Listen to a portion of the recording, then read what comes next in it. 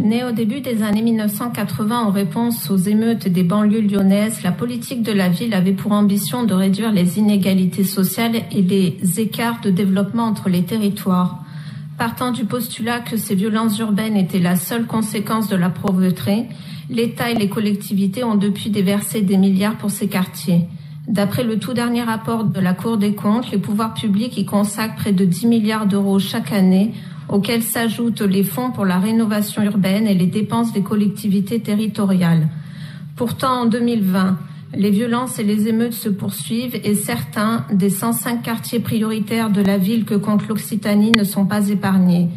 Dans le même temps, ces phénomènes de délinquance sont inexistants dans la ruralité, où vivent pourtant des personnes ayant un taux de pauvreté monétaire supérieur à ceux habitant l'espace urbain. Le rapport de la Cour des comptes vient confirmer la gravité du réel, à savoir que la politique de la ville est un échec. Malgré des engagements financiers conséquents, l'attractivité de ces quartiers ne s'est pas améliorée. Dès que possible, les habitants qui le peuvent partent et laissent place à de nouveaux arrivants toujours plus précaires. La mixité sociale y est absente.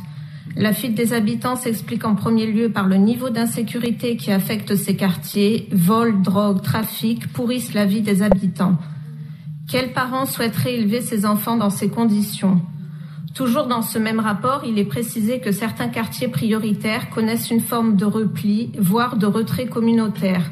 Les activités illicites se développent au même titre que les associations communautaires et écoles religieuses hors contrat. Les habitants de ces quartiers aspirent à vivre en paix et en France. La sécurité première des libertés. Reprenant ce slogan de Jean-Marie Le Pen, le Premier ministre socialiste Manuel Valls semblait se réveiller d'un long sommeil. En effet, tant que les lois de notre pays ne reprendront pas le dessus sur celles des dealers, des délinquants par la force si nécessaire, les efforts consacrés à l'accompagnement des habitants et à la rénovation de ces quartiers resteront vains.